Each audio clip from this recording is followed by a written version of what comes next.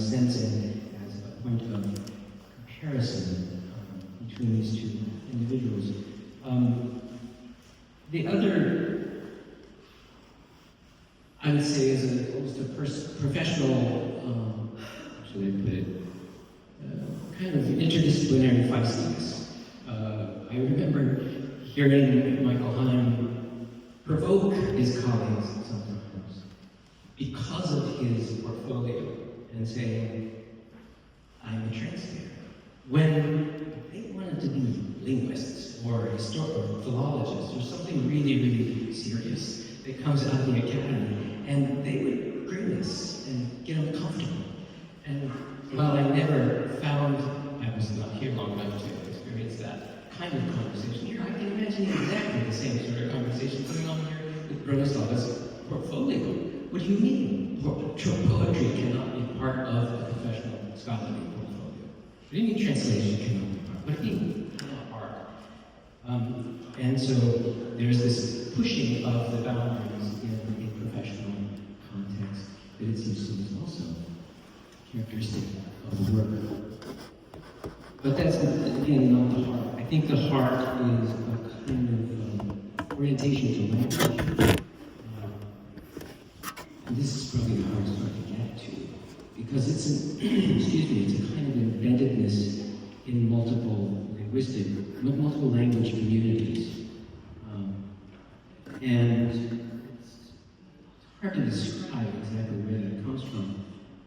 I want to also say, again, joyful, because there's play involved often. To get at it, I have a different text I want to read from just a tiny bit. This is another author. This was an exophonic author, Greek author. His name was Vasilis Alexakis. He wrote, he was Greek originally, then he moved, I believe, to France when he was 24 or so, under the military junta. So here's some echoes of political aggression here. He moved to France, and that's where he wrote his first works, literary works, and became an author in France. And then he would self-translate his works back into Greek. And so his works all came out twice. There's something familiar here.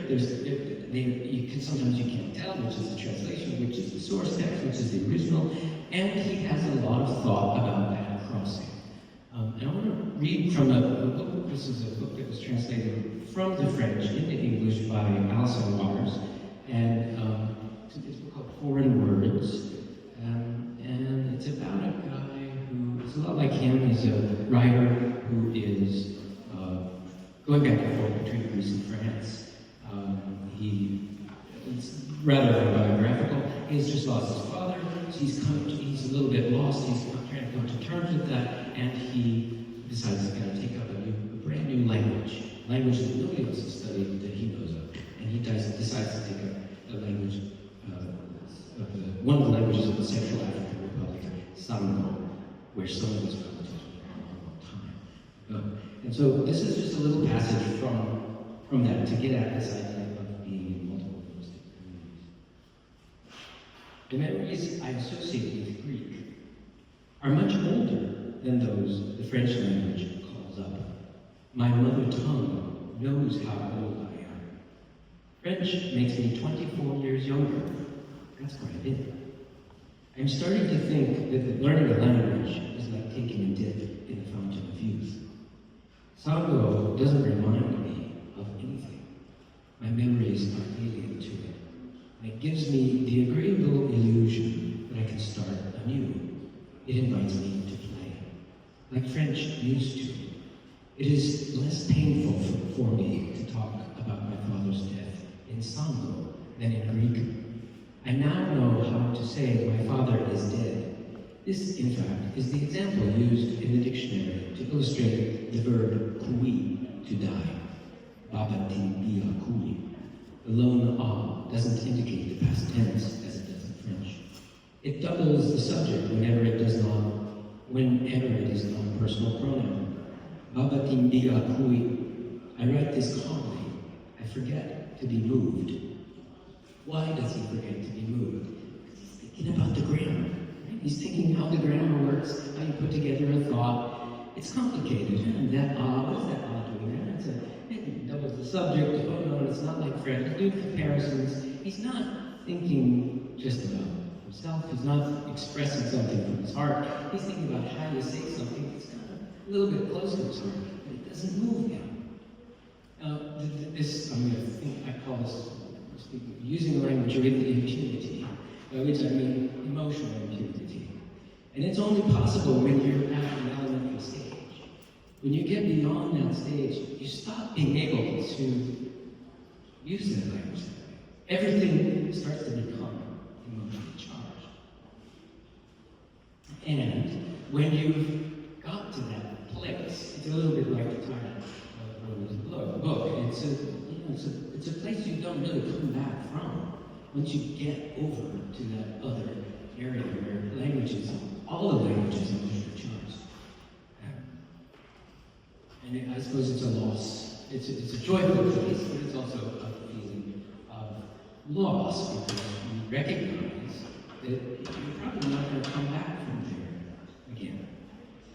But luckily for us, Bronislava comes back to visit us sometimes. I'd like to introduce Bronislava.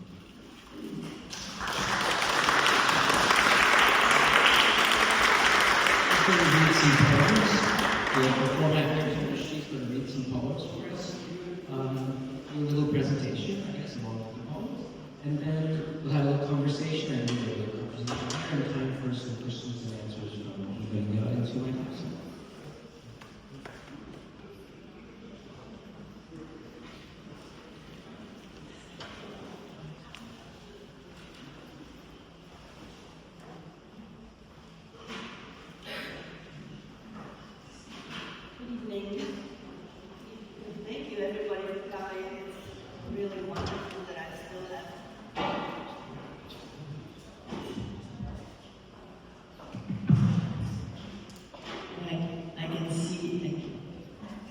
That I can see still so many old friends, and it's wonderful to be able to visit a town that I have spent so many years in, and did so many things over the years. And thank Brenda Weber and her team, her wonderful team that has for the invitation and for preparing this exhibit.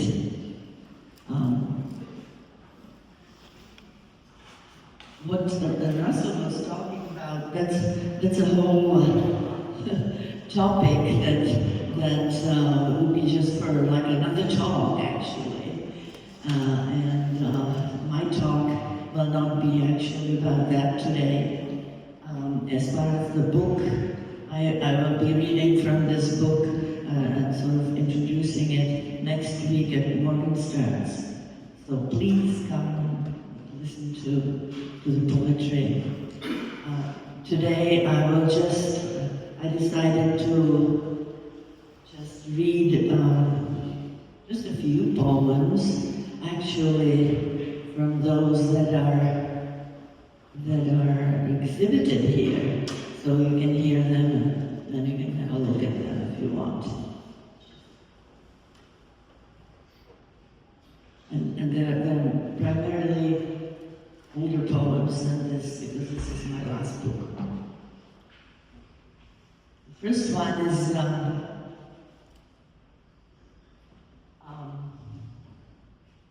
about October in Bloomington, and it's a love poem.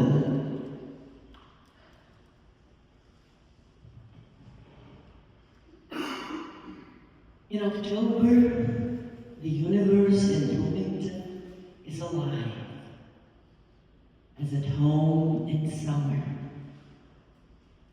It burns with cicadas, it sings, it leans with its night into the restless sleep of those in love, whose souls are cracked like small nuts, and palms unceasingly search for relief in the touches of their unknowns, but only hesitatingly, as if they were afraid, to shoo the gnat from its nest.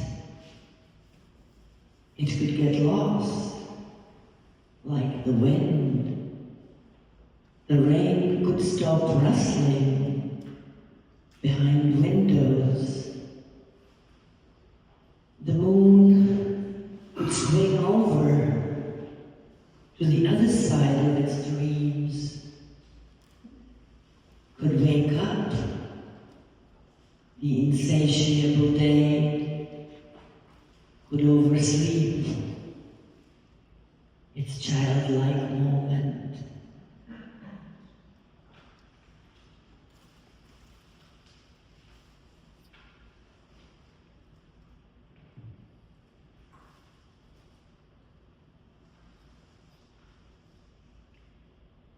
Where there is no boundary between waking and sleep, where there is warmth, generous and bright-eyed, where there is sheer movement of dreams from one state to another,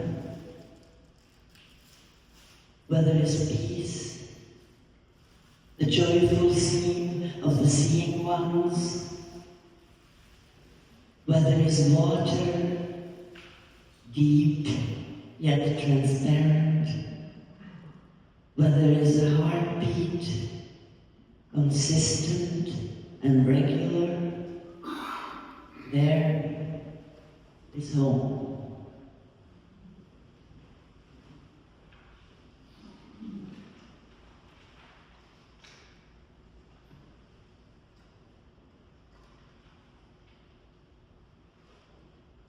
Being shifts as if it remembered. From moment to moment, it stretches itself into otherness like a strand of hair next to another. It caresses its light bones. It offers us consciousness, phantoms of sensuality.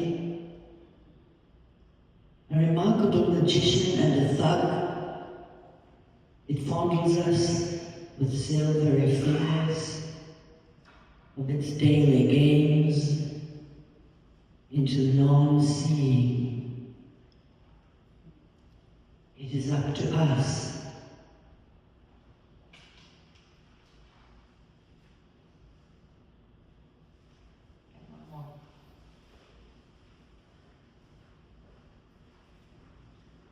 There is no time, only water between the ears, browses and flows.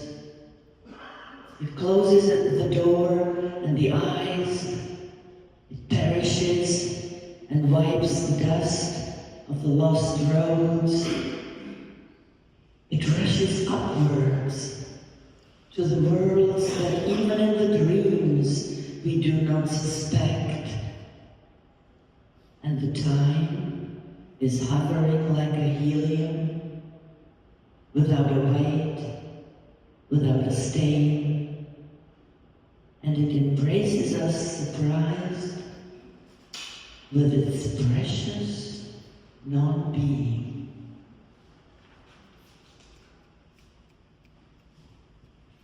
So much to start with.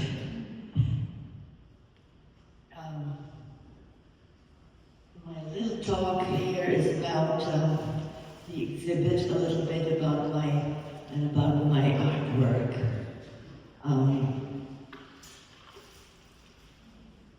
And in fact, both of oops, I think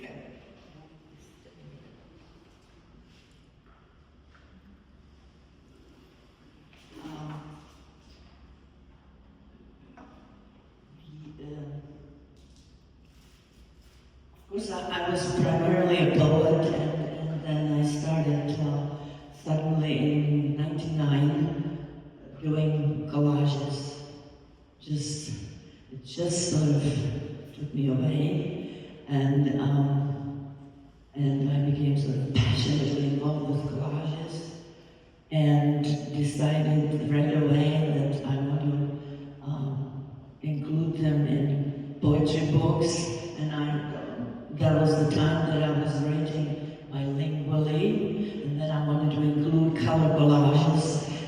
make the books completely unpublishable. And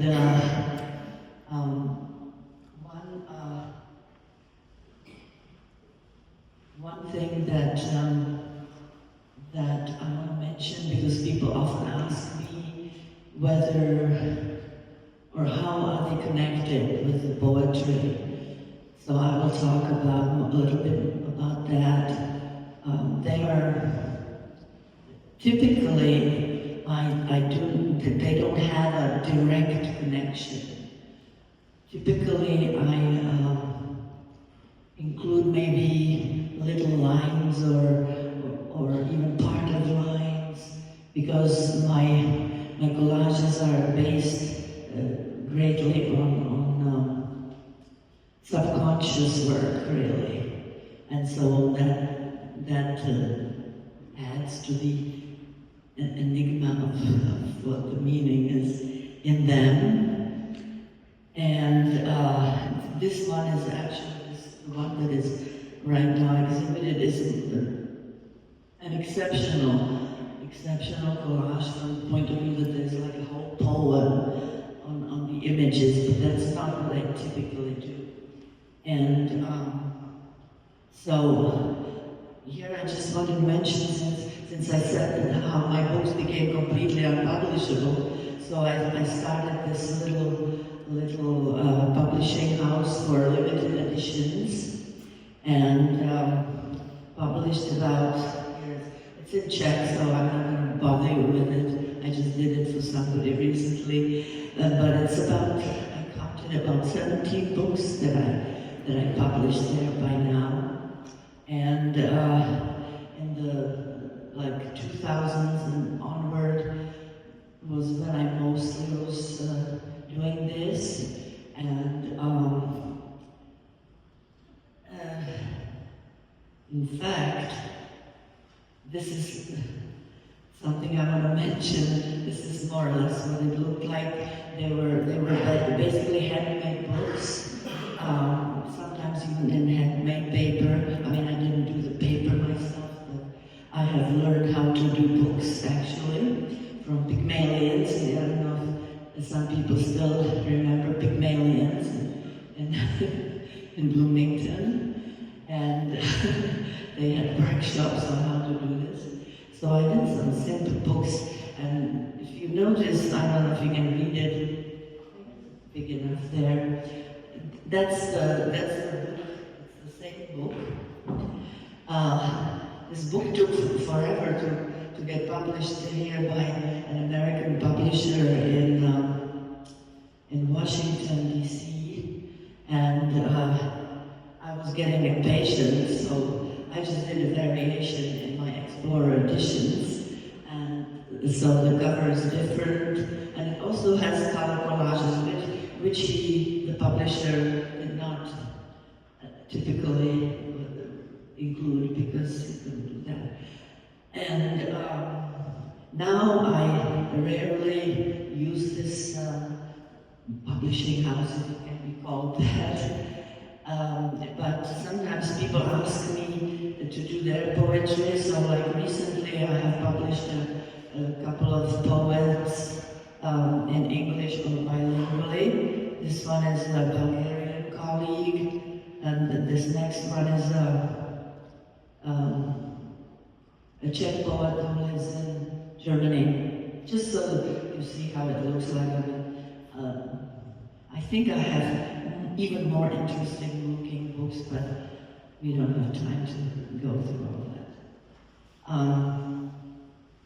What I did with the collages, though, also at that time, was, and I don't know if there are some older colleagues here that might remember, I did the multimedia performances in Bloomington, and like, for example, this one, with dancers and music, and the poetry reading, and also projection, not just the collage on the wall, but also of the dancers, so it was kind of moving collage.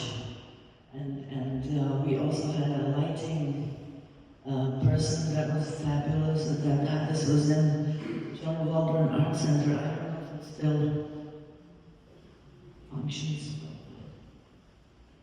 So this is more or less what it. Just an illustration. Actually, if anybody is interested in those, the IU library has those DVDs of these performances. And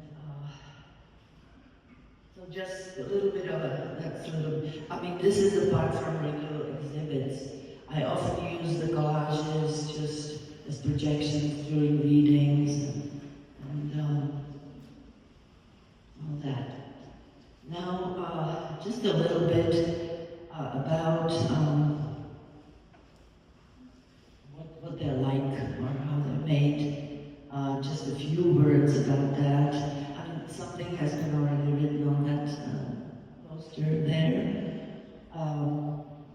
And as I mentioned at the beginning, there's just kind of an interplay of subconscious and experiments with varied topics and materials and methods. And one of the things that I've done, especially early on, maybe now like less, was I enjoyed doing that a lot. Kind of a postmodern visual commentary on other artists. I really enjoyed that a lot. And then the other thing that I do as one of the main things, or how I could even in general define the art, is what I call the artificial countrysides. They're like, and it's something that is really not my invention, I must admit. This is something that has been, as a matter of fact, invented by a group of Czech artists already in the 20s and 30s. It was called artificialism.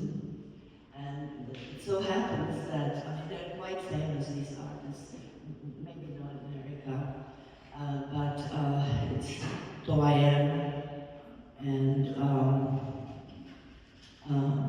Shima and Shtysky. It's a group of artists that actually are exiles. They emigrated also and lived most of their life actually in Paris, of course, at that time that was the place to be. And created these, but these are of course not collages, they're just they're paintings. But I actually, when I think of my collages, often people tell me that they're quite like paintings, and I sort of enjoy that approach to collage. I just tell you how they defined it. They defined the main concept of artificialism is the identification of poetry and art. So that just fits me perfectly. And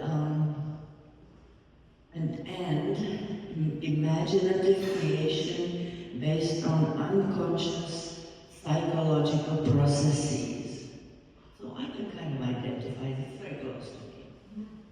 And I'll show you a few more pictures of these people just so that you get a little bit of a context of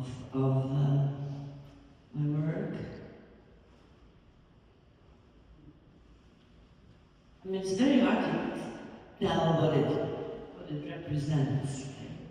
It's abstract, which I'm actually moving more and more toward abstract myself.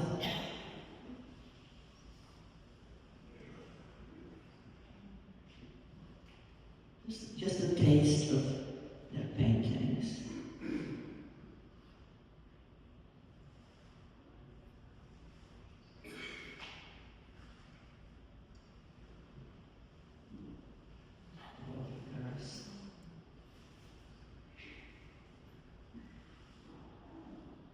then I want to, okay, one more here.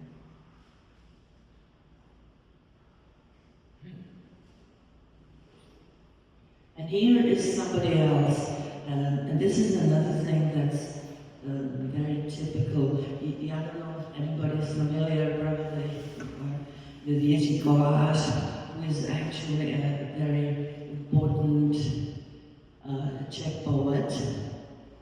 He was part of the so-called Group 42. It's going to the year 42. He's a surrealist, more or less poet. And then he eventually completely dropped poetry and started just doing collage and became super famous as a collagist. He's kind of an icon in Czech Republic. And I would define him, I have met him actually personally in Paris because he also immigrated. You see, all the good people immigrated. And I would define him as a semiotic poet. It's, he has a very distinct style. If you notice, it's not as, but his backgrounds are always letters. It's always words. Different. This is incredibly time-consuming to create something like that. And the other thing that he often uses is stripes, which create the fragmentation, which I also, myself, not in this way, but also work a lot with different fragments of different realities. For me, it's different styles and different realities, actually, whereas he uses it as a technique. And finally, just to mention, there are many, collage art is quite prominent in Czech art, and so this is another, more or less my contemporary. Now he specializes, I would say, in, first of all, he works only digitally, whereas I prefer still to work with paper and glue and digital as well, but primarily hands-on. He just works digitally, and he, I would say what's characteristic of him is these tiny little details.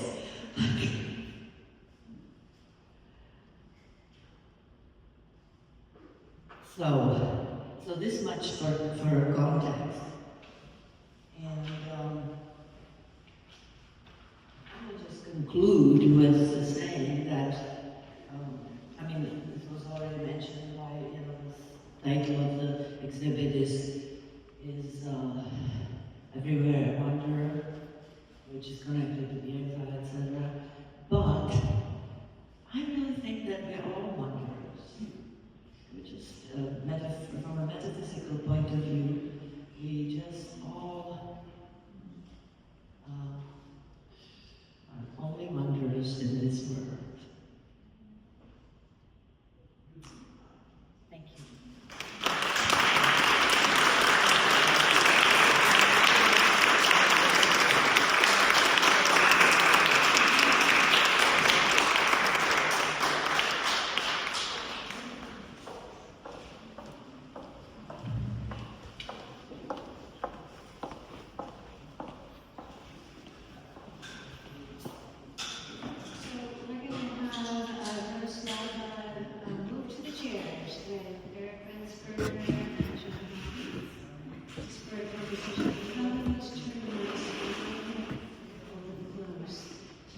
Before I forget, I also wanted to say if you're interested in sale on the table.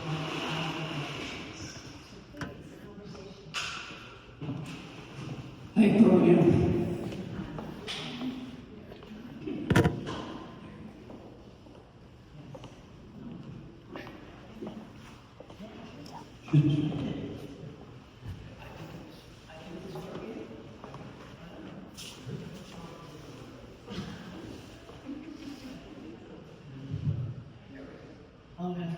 talk from up down.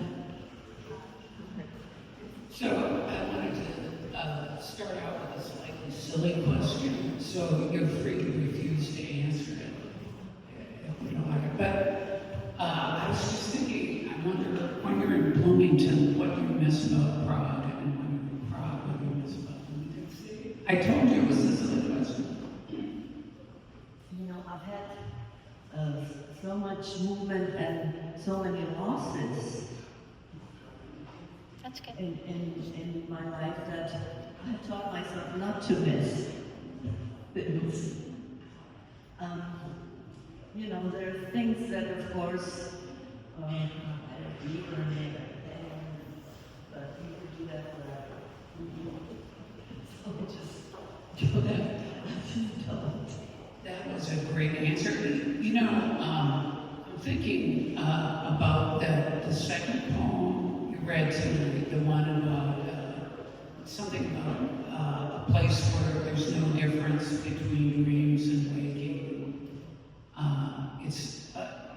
It ends with the line, that's the place that is home, something like that. And I was saying that we had dinner last night and conversation. And one of the things you said was that because your early life was in Prague, that it feels to you like it was hard to feel like you really fit here. And since you lived your adult life here, when you live in Prague, it feels like you don't quite fit there either. And I was thinking about that today. It came back into my mind, and I was thinking, gee, that would mean like everywhere she goes, like there's something about her that is the same. She's always able to see things both from an inside and an outside perspective. Gives her an unusual advantage in a way to have crossed so many borders and to locate.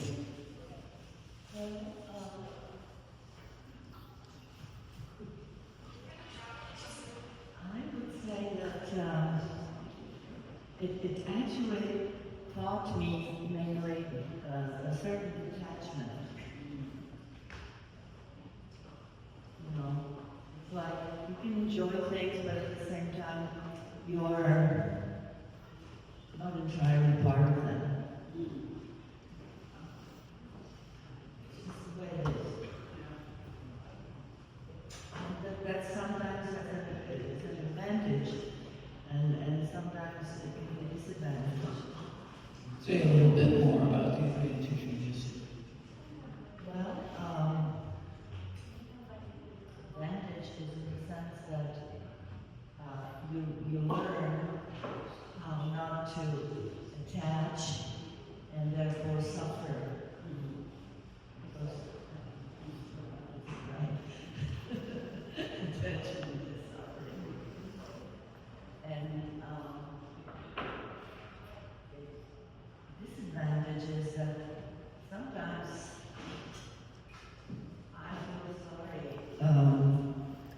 sometimes I feel sorry about not being attached to something, because it gives you a deeper joy. I don't know if this, I don't know, one of the collages really resonates with what you just said. For me, I was looking at them before the event started. And there's this one, I think it's called Lost Civilizations. Civilization. There we go, I had it backwards. And I was looking at that, and I thought, oh, there's a lot of personal meaning in there, and there's some of the individual images that make up the collage. That was quite literal. Yeah. Say a little more about that. Well, that one's actually one of my very first collages, but one of the most successful. And it's a three-dimensional, which here it isn't. But originally it's three-dimensional.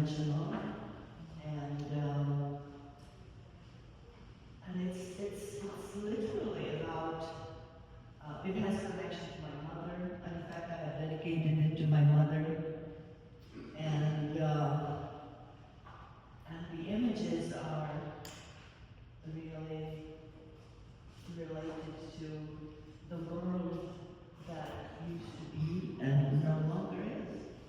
But it's just that gone. It's taken away. You know, I know that it has a very specific personal meaning for you, that statement about the world that's lost. But in some ways, that feels like that's what we all experience as we live our life.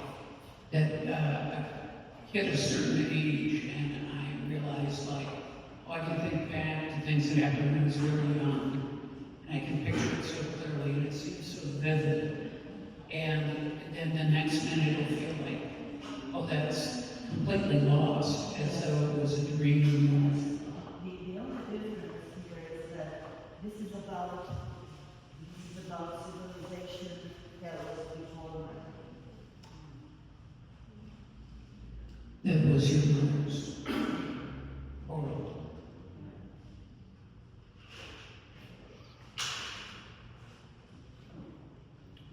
You want to say anything? Well, I'm also a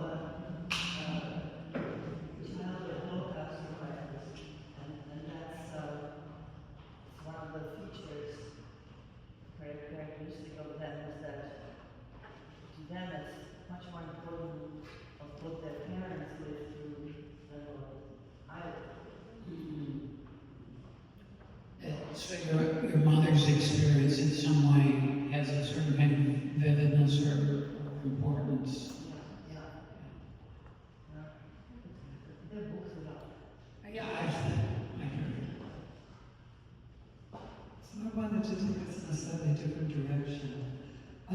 I was wondering if you could talk a little bit about your early work and kind of how you started. I mean, what the beginning of this community was like. Of the early collage. Well, I think the early collage work is more predominantly more concrete than the late one. Actually, we don't even have here the latest images, which are more and more abstract, often, not always, but often. And, so that was the one thing. I just noticed it's just so different actually from my poetry, because my poetry is never that concrete.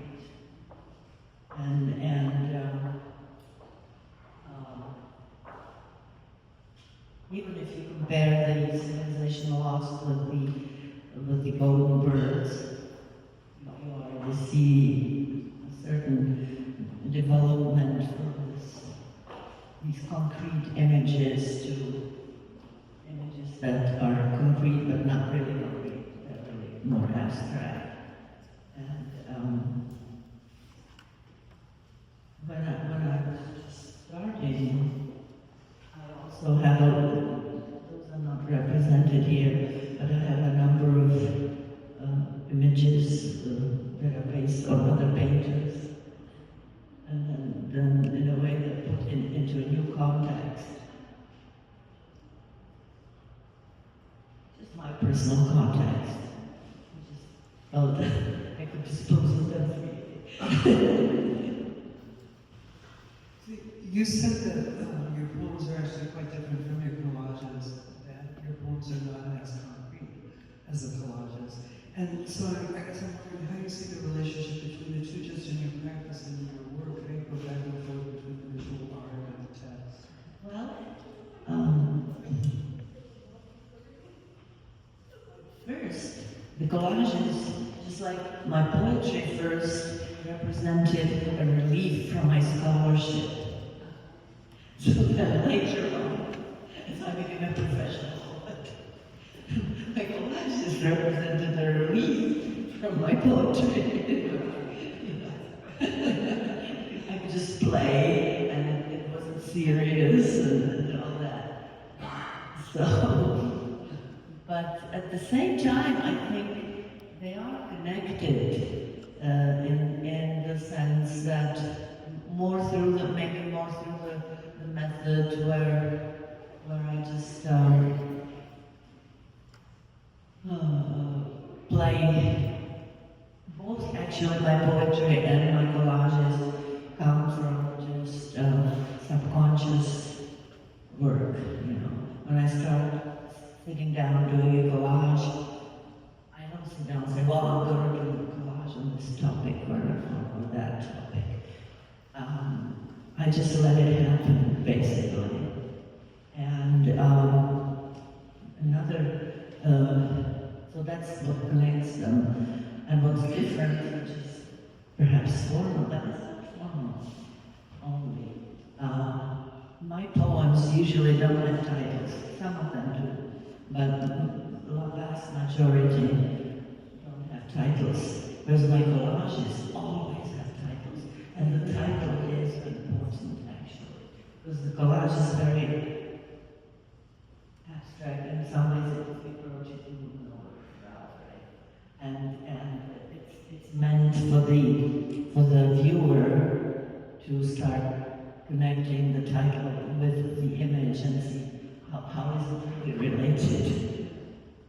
So it's, you know, we conceptual in that way. So I have one more question, and maybe we can open it up. I'm very interested in how you work back and forth between English and Czech. I speak French, and I know that it's two different worldviews, it seems to me, in the two languages. And there are things that, if you did a literal translation of them from French into English, in English it would sound, it just wouldn't make sense. So I'm just very curious about how you make this trajectory, how you go back and forth, and how much translating the poem is actually rewriting or reimagining. Well, I started by writing bilingually around 1999. Actually, at the same time, I started doing collages. It's kind of funny. And I started realizing that, well, I'm actually putting together a collection of poetry, and part of it was written in Czech, and part of it was written in English, and that's where I decided, well, that just won't work. I simply have to have it connected together, and so I have translated then all my Czech poems into English, and my English poems into Czech, back and forth. It's amazing to me that you're able to do that so easily. And it seems like, to my great surprise, as difficult as I find, for example, writing scholarship in English or even prose. It's hopeless sometimes. I mean, I can do it, but at the same time, it just never is it. You know, there's always problems and there's always things that are sort of not right. But with the poetry, I'm not that it is there at all, but it just seems relatively easy. And it seems relatively easy to do, and to my great surprise, even more surprising, was that it seemed to have worked. That people just because I did not have really most of my life, I didn't have access to my Czech leadership. So I just had to rely on you know, when we did readings, really, or even like I had to read in English, otherwise nobody would understand me. Nobody would understand me. There were so few people that would understand Czech. In fact, my first poem was published in English. Not written in English, but published in English. And I was also fortunate because early on I had wonderful helpers, like co-translators, like, for example, Willis Barnstone, who was living here, and then in Charlottesville, Gregory Orr, for example, and a number of others. Later on, actually, I worked a lot with my students. They did a little bit of the editing. And even today, I always, even though I do my own translations, I always have them edited by a native speaker. I think it's important.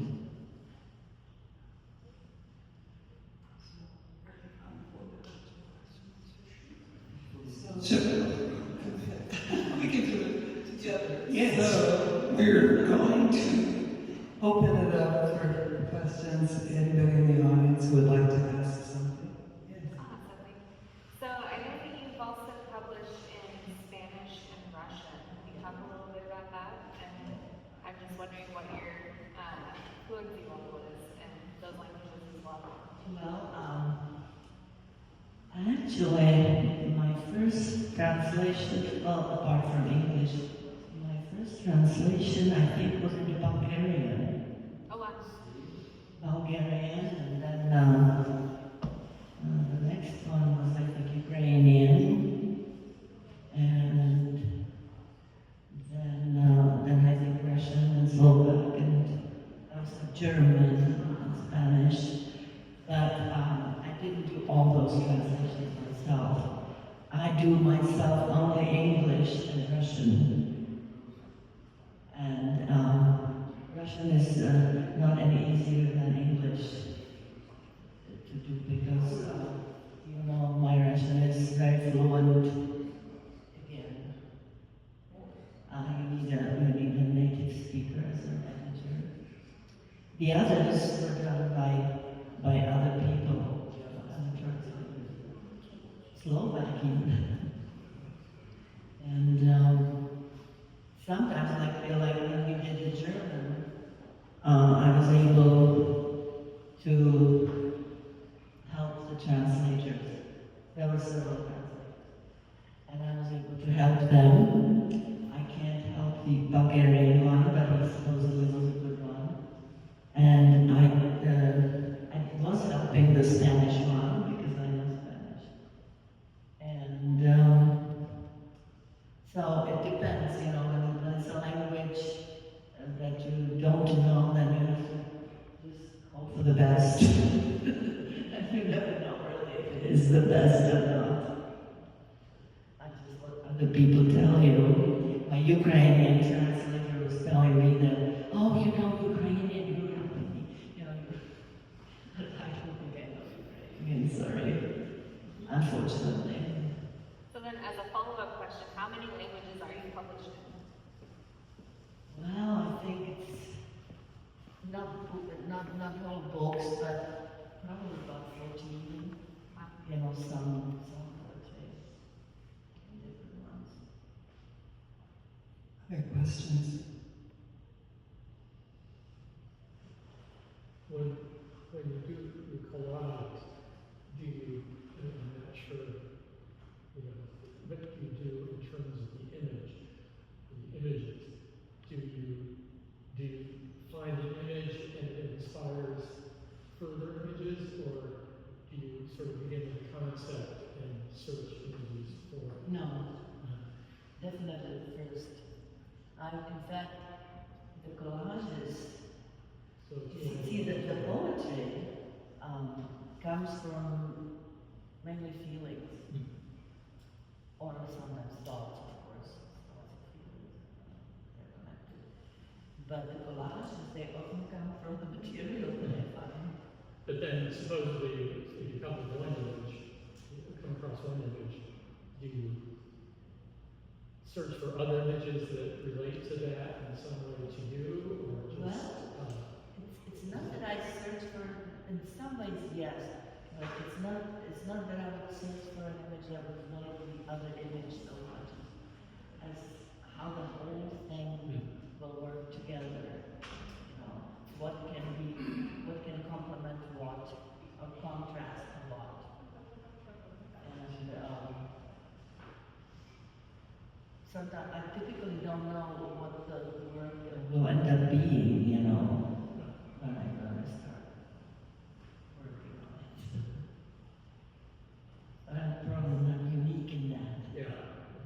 I was just wondering how, in general, sort of collage works. Is it, sort of frequency or is it Sometimes you have like one thing that inspires the whole collage. That can also happen. But other times, you just have lots of things that have to come together in the right way.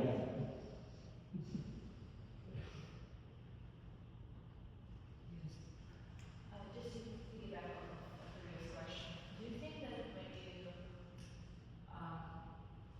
make new collages, do you think that subconsciously you try to find some relevant topics between your poetry and your collages? Or if not, do you think that both your poetry and collages have like similar like topics, or like do you find any similarities between the meaning behind those?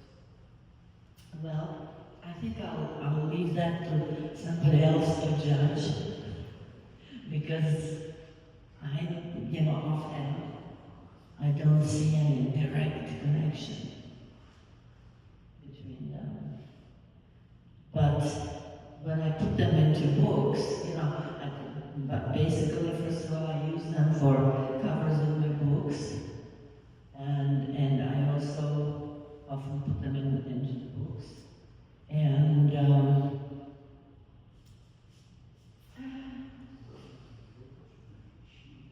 it's really hard to tell whether they're that closely. It works, but they're not necessarily reflecting, let's say, a meaning of the poem. I think that most direct reflection is when I use certain lines in the collage. There you can say that it's really closely related.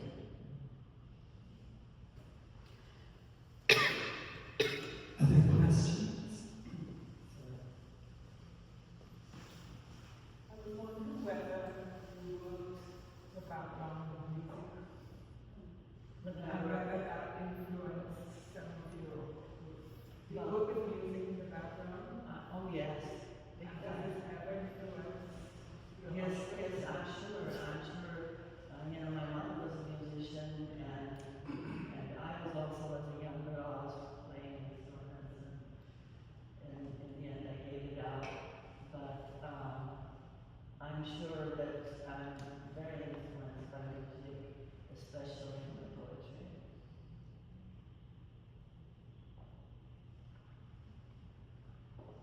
Anybody? People say, people that write, okay, that they're both the best and the worst judges of their own work. And my question is, continue.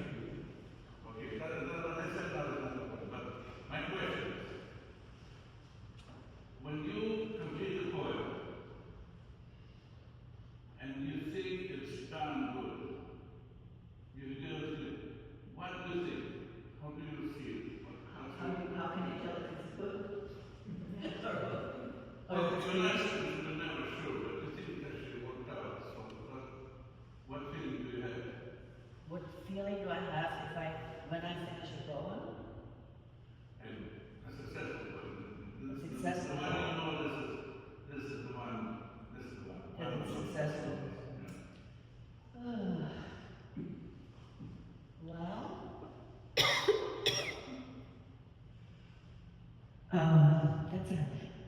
that's a very difficult question to answer when you know that it's a successful poem. Sometimes it's just obvious. Sometimes I just feel it right away. Other times I just wonder, if it's worth anything. And I think a lot of depends on how self-confident you are, really, because sometimes you just really doubt your poems, whether they're worth anything. And that's just part of the normal creative process. Sometimes the feeling behind it is so strong that you cannot know. But the knowing is really just intuitive.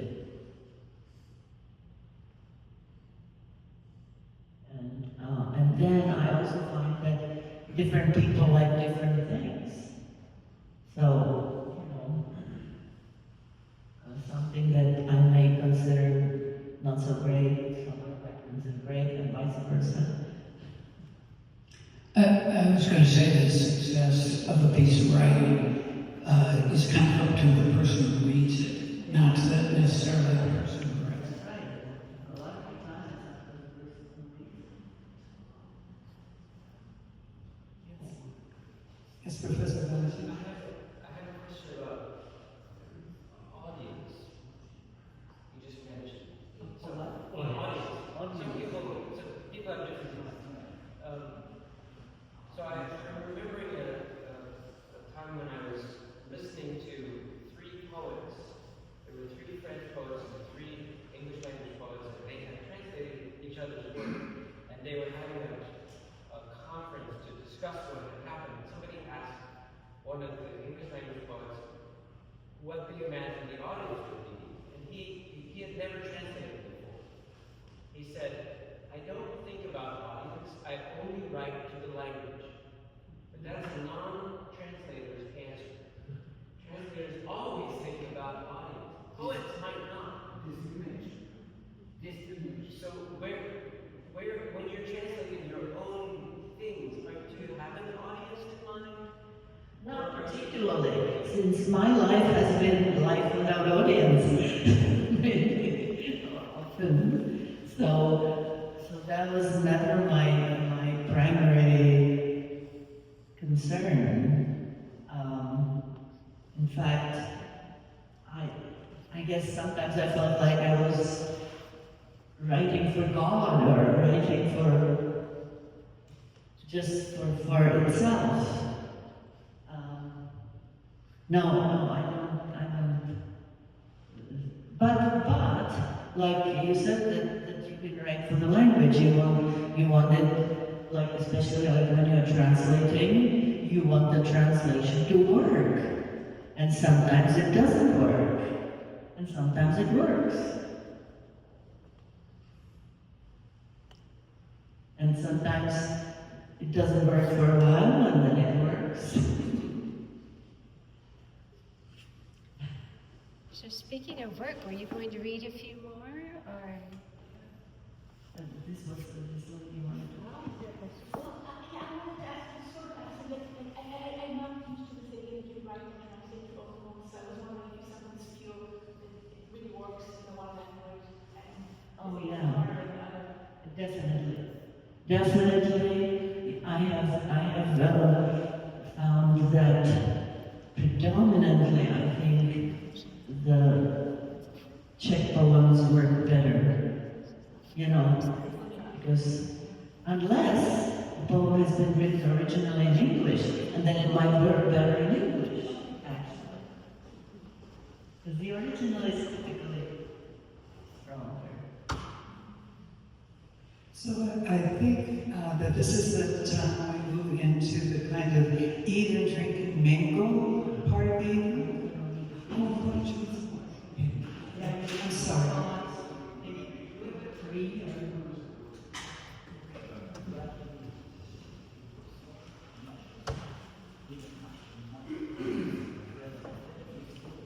Just to conclude that program. I'll try to do the uphold.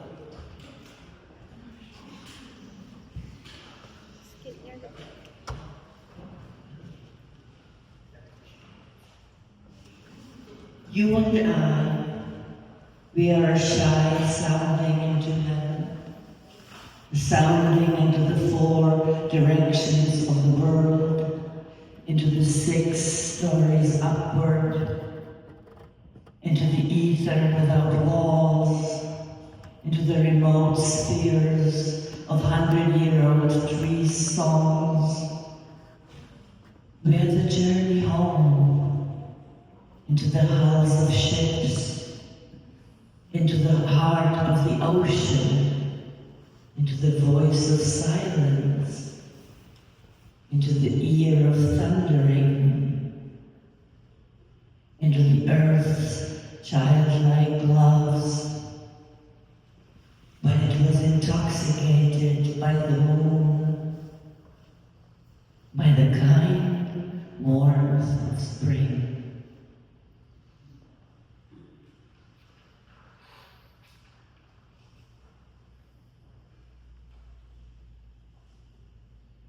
There is no intermediary. There is just the openness of heaven. There is just the oneness with the eye. There is just the singing of the seeing. There is just the silence of the sky.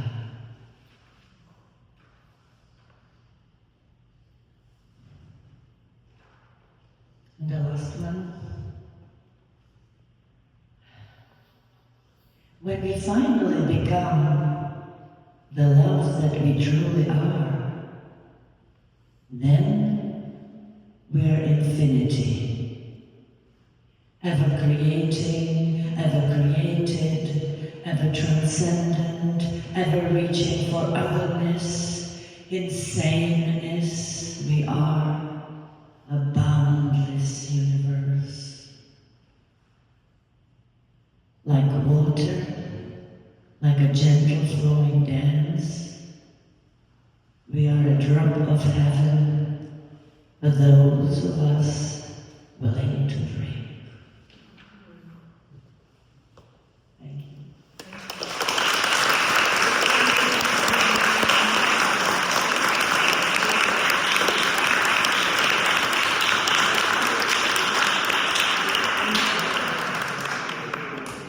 So thank you everyone for coming tonight. Please help yourself. Support. The musicians will be back and we'll just visit for a bit.